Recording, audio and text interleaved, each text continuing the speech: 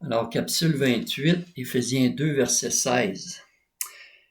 Juste rappeler que précédemment, au verset 15, Paul avait dit que Christ, dans sa chair, a annulé la loi avec ses commandements et leurs dispositions pour créer en sa personne, avec les deux, un seul homme nouveau en faisant la paix.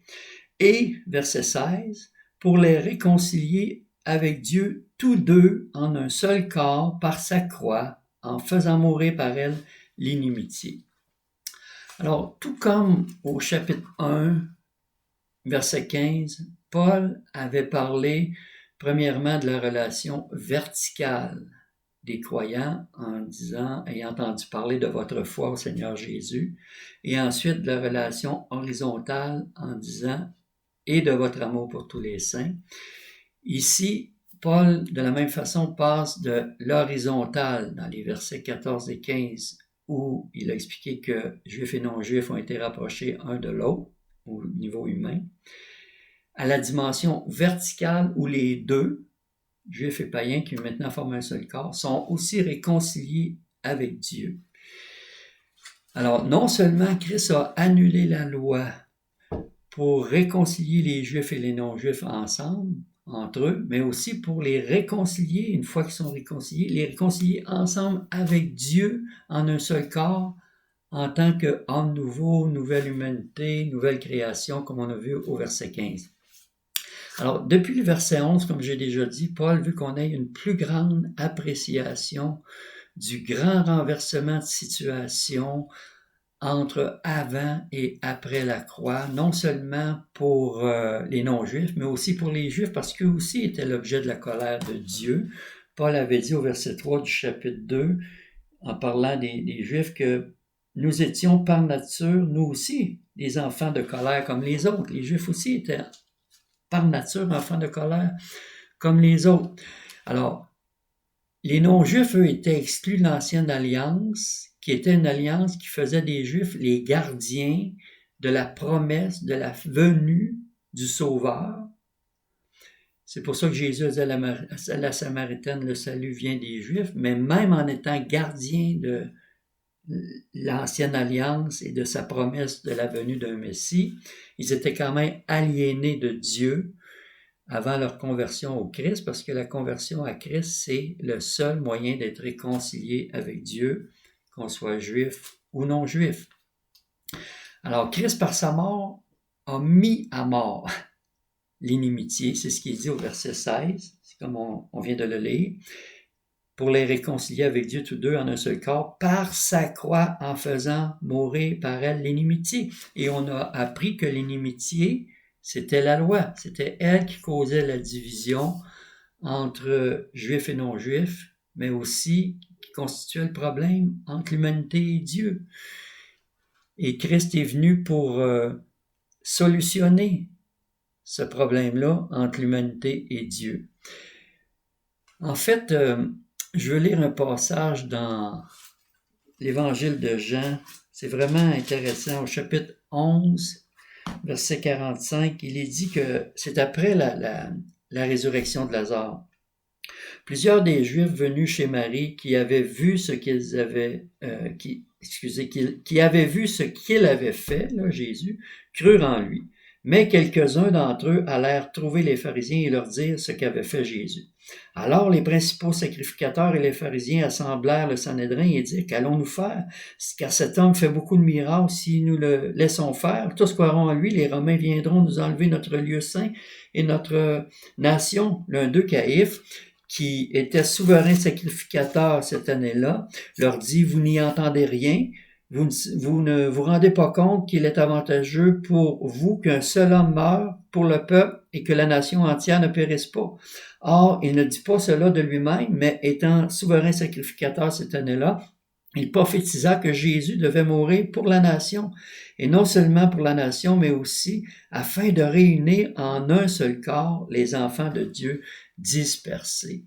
Alors, c'est assez puissant comme passage qui nous dit exactement que les Juifs, en mettant Jésus à mort, ont signé l'arrêt de mort de leur propre loi, parce que Jésus venait mourir pour mettre fin à cette inimitié. Et en faisant mourir Jésus, en le mettant à mort, ils ont mis à mort leur propre loi sans le savoir, sans voir venir le coup. Mais c'est ce qui s'est produit afin de réunir en un seul corps les enfants de Dieu dispersés. C'est ce que Jean dit dans son évangile ici. Et c'est le même message que Paul ensuite enseigne dans Éphésiens. Alors, Christ a aboli la loi en tant qu'instrument de division, comme j'ai dit, entre juifs et non-juifs, mais aussi entre l'humanité et Dieu, afin que la bonne nouvelle soit annoncée à ceux qui sont loin comme à ceux qui sont proches, ce qu'on a lu précédemment, et ce que Christ a commencé de faire de son vivant. Christ a commencé à annoncer ce message-là de son vivant avant la croix. Mais même les disciples ont eu de la difficulté, même après la croix, ils ont eu de la difficulté à accepter cette nouvelle norme et à s'y conformer. Par exemple, dans Matthieu, vous connaissez l'histoire, mais je veux juste lire un petit peu ici.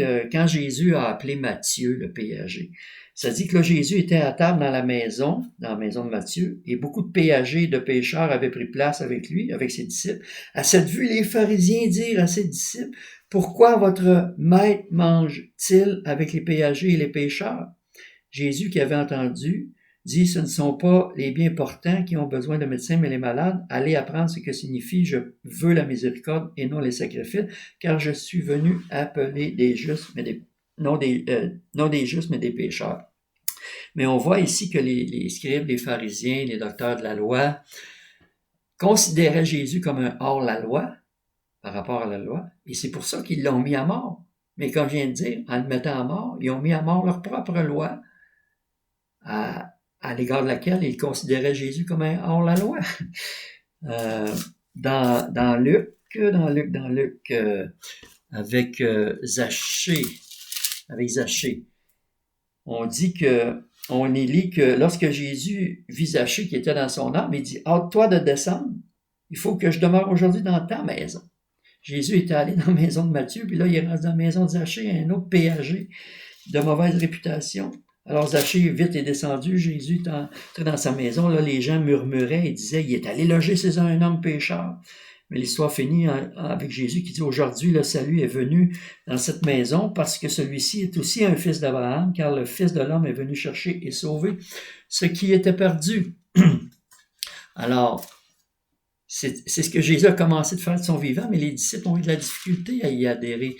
On se souvient par exemple que Pierre, dans Acte 10, a eu besoin d'une vision avant d'accepter d'aller dans la maison de Corneille, un soldat romain qui était donc un païen.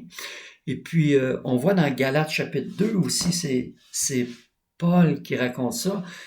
Paul était à Antioche et il dit, lorsque Céphas, c'est-à-dire Pierre, vint à Antioche, je lui résistai en face parce qu'il était condamnable. En effet, avant la venue de quelques personnes de chez Jacques, il mangeait avec les païens, mais après leur venue, il s'esquiva et se tint à l'écart par crainte des circoncis. Comme lui, les autres Juifs usèrent aussi de dissimulation, en sorte que Barnabas même fut entraîné par leur hypocrisie. Quand je vis qu'il ne marchait pas droit selon la vérité de l'Évangile, je dis à Céphas en présence de tous, si toi qui es Juif, tu vis à la manière des païens et non à la manière des Juifs, comment peux-tu forcer les païens à judaïser? Parce que Pierre mangeait avec les païens, il vivait à la manière des païens, mais là, il est arrivé des Juifs légalistes de Jérusalem, puis là, il s'est retiré à cause de la peur, de la crainte, des candidatons, il s'est retiré, mais Paul a réagi, il n'a pas accepté ça, il l'a repris en face publiquement, parce qu'il était en train d'entraîner d'autres Juifs chrétiens à se retirer des païens, alors que pourtant les deux avaient été rapprochés maintenant, et l'un de l'autre et de Dieu. Alors pourquoi raconter tout ça? Mais parce que nous-mêmes, on doit prendre garde. On doit prendre garde à ne pas élever de barrières légalistes dans nos relations, soit entre nous chrétiens ou avec les non-chrétiens, parce que quand on fait ça, on élève la barrière encore plus haut entre les non-chrétiens et Dieu. Parce que quand ils voient les chrétiens qui sont divisés entre eux, ils disent, c'est ça le chrétien. C'est pour ça que Jésus a dit, à ceci tous connaîtront que vous êtes mes disciples si vous avez de l'amour les uns pour les autres par votre unité. Mais si on se divise en nous, si on met des murs entre nous, même les non-chrétiens qui voient ça, ça fait un mur entre eux et Dieu. Et si avec notre légalisme, on met un mur avec les non-chrétiens, mais ça élève encore le mur encore plus haut. parce que eux, c'est Dieu qui voit à travers nous, là. C'est notre interprétation, c'est leur interprétation de Dieu, c'est nous qui la leur donne. Et la barrière devient plus haute encore et plus dure à détruire. Mais c'est la croix, c'est la bonne nouvelle qu'on doit annoncer. C'est la croix qui a détruit ce mur-là. Et c'est la bonne nouvelle qu'on doit annoncer.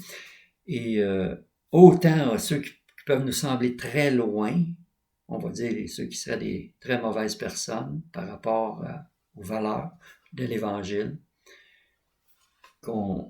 vis-à-vis lesquelles on doit prendre position, mais on n'a pas à haïr les personnes, même si on prend position contre les valeurs qu'ils défendent. Qu'ils soient loin ou qu'ils soient proches, qu'on peut considérer comme des bonnes personnes, mais ils ne sont pas plus dedans que ceux qui sont loin.